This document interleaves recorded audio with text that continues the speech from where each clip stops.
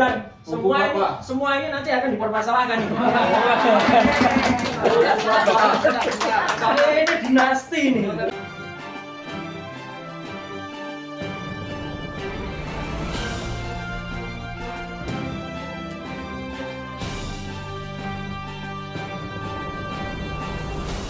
Tim kuasa hukum kami ya itu menyelenggarakan press conference untuk menjawab kemarin yang dilakukan oleh tim kuasa hukum Saudara Joko Widodo. Jadi intinya adalah ada beberapa hal yang kita cermati dalam press conference kemarin. Yang pertama adalah selalu dikatakan bahwa perkara di Bareskrim itu sudah selesai. Tidak. Yang bisa menyelesaikan suatu perkara itu adalah putusan pengadilan. Jadi bukan hasil laboratorium forensik, dan apalagi hasil laboratorium itu banyak sekali terdapat hal yang pantas dipertanyakan, ya seperti pembandingnya tidak jelas, kemudian belum clear dan lain sebagainya. Yang kedua adalah kemarin ada yang lucu sekali. Salah satu kuasa hukum dari Jokowi itu mengatakan bahwa kalau ijazah itu dibuka kepada publik itu akan chaos. Ini saya kemudian menjawabnya dengan tulisan bahwa ini logika Sri Mulat. Logika Sri Mulat itu logika lucu sekali dan kekanak-kanakan gitu ya. Karena seperti kita mau belok kanan tapi sayanya kiri. Tidak ada orang buka ijazah itu terus jadi chaos kecuali ijazahnya palsu. Nah itu bisa jadi chaos. Yang ketiga yang selalu dikatakan adalah kalau membuka ijazah itu adalah melanggar yang namanya Undang-Undang Keterbukaan Informasi Publik nomor 14 tahun 2008. Kebetulan memang saya selaku pribadi dulu ikut menjadi tim perancang Undang-Undang Keterbukaan Informasi Publik itu pada sebelum itu disahkan tanggal 30 April tahun 2008. Dan pada saat disahkan 2 tahun sesudahnya tahun 2010 30 April saya adalah menjadi bagian dari Komisi 1 DPR, anggota Komisi 1 yang mengkawal Undang-Undang Keterbukaan Informasi Publik itu. Di situ memang ada pasal 17 huruf A yang mengecualikan kalau itu informasi pribadi, termasuk diantaranya adalah tentang pendidikan. Dan pendidikan itu meskipun itu tidak tertulis ijazah, mereka mencantumkan itu. Padahal kalau dalam naskah akademiknya clear banget. Yang termasuk pendidikan itu kalau KHS, kartu hasil studi. Tapi justru KHS-nya malah kemarin ditampilkan oleh Bareskrim. Jadi sebenarnya melanggar Undang-Undang Keterbukaan Informasi Publik itu siapa? Gitu. Tapi yang paling penting, yang jarang pernah diungkap, pasal 28 itu ada, pasal 18 dalam Undang-Undang Keterbukaan Informasi Publik itu ada. Pasal 18 ayat 2 itu menjelaskan mana yang dikecualikan, tapi dikecualikan lagi kecuali kalau dalam ayat 2-nya itu untuk kepentingan pejabat publik. Jadi kalau pejabat publik itu tidak bisa dikecualikan. Pejabat publik itu harus dibuka dokumennya, termasuk dengan ijazahnya. Nah, jadi itu ya hari ini tim advokasi yang terdiri dari Pak Petrus Celestinus sebagai tim untuk bidang litigasi dan non litigasi di Bapak Ahmad Kosinuddin dan beberapa sahabat-sahabat lawyer lainnya termasuk Pak Jamada yang ada di samping saya dan juga Pak Sam dan lain sebagainya. Jadi itu yang paling penting. Dan perkembangan terbaru update ya yang dilakukan oleh, jadi kalau hari ini tidak ada teman-teman mungkin kangen dengan Bang Respon ya, kami berbagi tugas. Jadi kali ini Bang Respon yang melakukan perang gerilya di lapangan setelah beliau hadir untuk menyimak sidang di Pengadilan Negeri Solo. Beliau kemarin juga sempat besuk ya untuk menengok saudara kita Bapak Bambang Trimulyono yang ada di Lapas Sragen. Alhamdulillah Pak Bambang Trimulyono kondisinya sehat-sehat dan baik-baik saja, dan mohon doanya untuk mungkin beberapa waktu lagi beliau akan keluar, dan kalau itu keluar nanti meskipun keluarnya adalah pembebasan bersyarat itu tentu akan menambahkan satu semangat energi bagi kita lagi semuanya. Yang kedua adalah beliau juga mengunjungi desa yang disebut KKN ya, Desa Ketoyan di Kecamatan Wonosegoro yang ada di Kabupaten Boyolali. Diedarkan oleh berbagai akun-akun hoax ya yang itu tergabung dalam Ceboker Nusantara. Mereka mengatakan Respon nggak dapat apa-apa. Justru Respon itu mendapatkan banyak sekali data bahwa desa itu sudah disetting. Karena apa? Karena kan sebelumnya diinformasikan KKN itu tahun 83 kata Bareskrim. Tapi ternyata pada saat yang sama Jokowi mengatakan 3 hari yang lalu bahwa KKN-nya adalah tahun 85 awal. Belum sempat ngeralat informasi yang ada di desa itu. Jadi desa itu semua masih kayak kur gitu ya, mengatakan tuh 80, tapi tidak ada bukti otentik. Jangankan tulisan tangan, saksi yang melihat langsung pun tidak ada. Yang bisa dikatakan hanya katanya ada petugas fotokopi, tapi itu katanya ayahnya dulu sudah meninggal, atau katanya ini dulu lurahnya yang sudah berkuasa 32 tahun namanya Pak Jeluk atau Pak siapa sudah juga meninggal. Jadi ya susah kalau mengandalkan informasi katanya itu. Dalam bahasa hukum, bahasanya Pak Jamada, kalau hanya katanya itu adalah testimonium di auditu. Jadi itu tidak berguna. Itu hanya diinformasikan oleh orang lain, tidak ada nilainya. Jadi itu menemukan bahwa yang namanya KCA itu masih pertanyakan. Yang berikutnya yang paling menarik apa? Beliau ketemu yang namanya Pak Kasmujo, Insinyur Pak Kasmujo, ya di Pogong rumahnya di dekat UGM.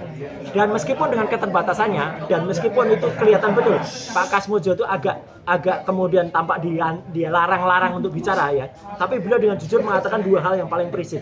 Satu, dia mengatakan bukan dosen pembimbing skripsinya Pak Jokowi, ya itu clear banget, itu langsung membantah video tahun 2017 tanggal 19 Desember tahun 2017 yang waktu itu Jokowi memanggil Pak Kasmujo di kampus kehutanan, kemudian Pak Kasmujo waktu itu hanya bisa ketawa-ketawa. Kenapa Pak Kasmujo nggak menjawab? Itu ada relasi kuasa di situ. Siapa bisa dosen, mantan dosen menjawab presiden? Ya nggak bisa, dia bisa mengatakan, oh enggak, gitu kan nggak mungkin. Ya, jadi Pak Kasmujo, terima kasih dengan kejujurannya, dengan kepolosannya Pak Kasmujo kemarin menjawab, tidak, itu informasi salah. Jadi informasi tahun 2017 itu salah. Pak Kasmujo menjawab bukan dosen pembimbing skripsi dan bahkan bukan dosen pembimbing akademik. Hari ini juga tim kuasa hukum kami telah menyampaikan satu pernyataan sikap ya dalam 3 kali 24 jam kalau Jokowi tidak meralat ucapannya Pak Kasmujo itu adalah dosen pembimbing skripsi atau juga dosen pembimbing akademiknya dan itu jelas-jelas bohong kalau kata Pak Kasmujo, maka itu akan ada tindakan hukum. Semua orang berposisi hukum yang sama ya di mata hukum.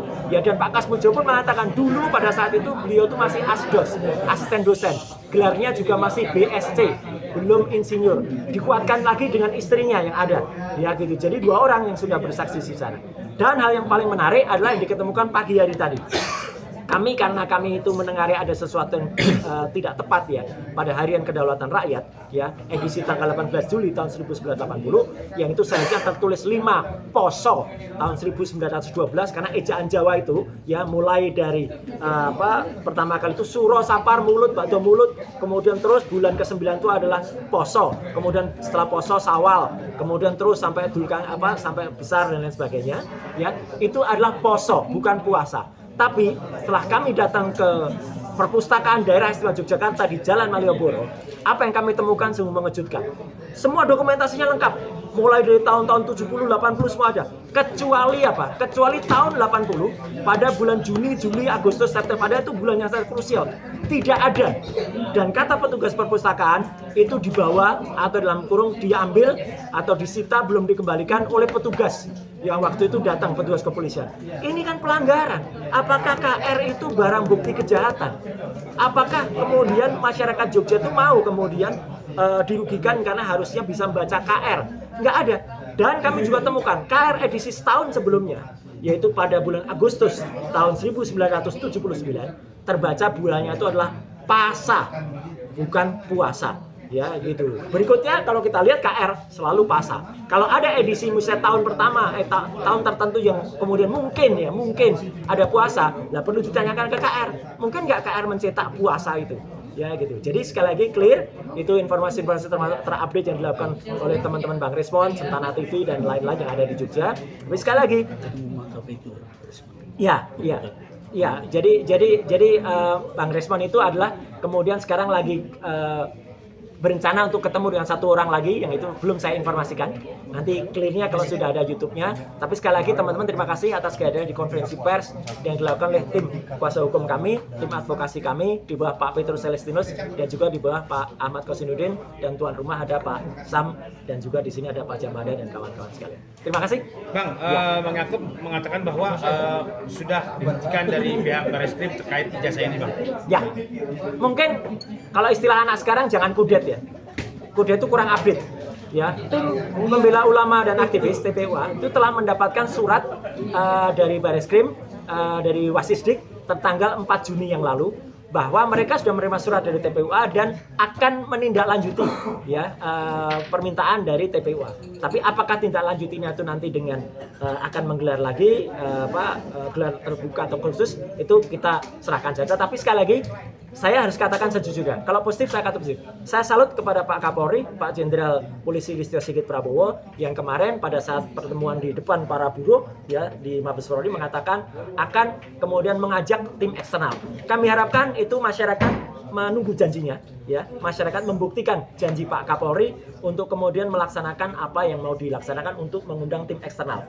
Karena setidaknya gini, ada dua catatan saya yang sudah kemudian sekarang bisa dipertanyakan. Yang pertama, kalau memang janji betul mau objektif, ya, jangan hanya tertipkan hoax-hoax yang ada di seputaran yang lawan politik, ya, tapi hoax seputar mereka. Mereka telah membuat hoax bahwa Rismond itu katanya ijazahnya palsu, dan bahkan itu mengganggu kedutaan besar Republik Indonesia di Jepang, kedutaan besar Republik Jepang di Indonesia.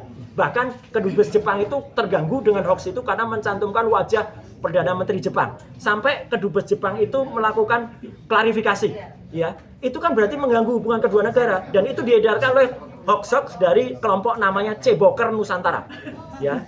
Namanya sih mirip-mirip itu, ya. Ceboker Nusantara itu gambarnya burung emprit, ya, gitu. Ada burung emprit tuh Ceboker Nusantara, ya. Yang kedua, kalau kepolisian mau objektif, ya, bukan hanya memberantas hoax-hoax itu, tapi juga tindak lanjuti apa yang sudah dikemukakan oleh seorang tokoh partai senior, partai PDIP, namanya Pak Bambang Betor Suryadi.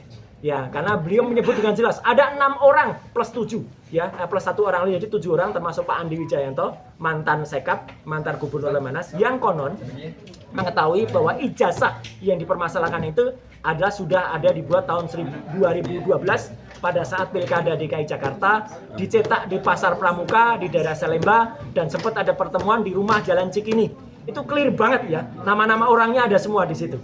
Dan itu adalah fakta yang harus apakah Pak Betor itu mengedarkan hoax, ataukah sebenarnya ijazah itu sendiri yang hoax, ya.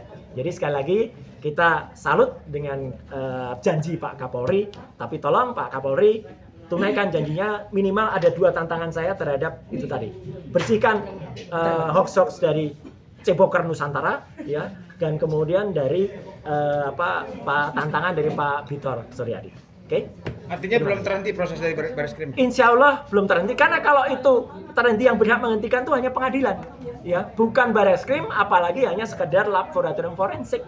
Laboratorium forensik is a small part of the system, ya, bukan sebagai pengadilan yang berhak menghentikan perkara. Gitu ya teman-teman. Sekali lagi terima kasih atas kehadirannya.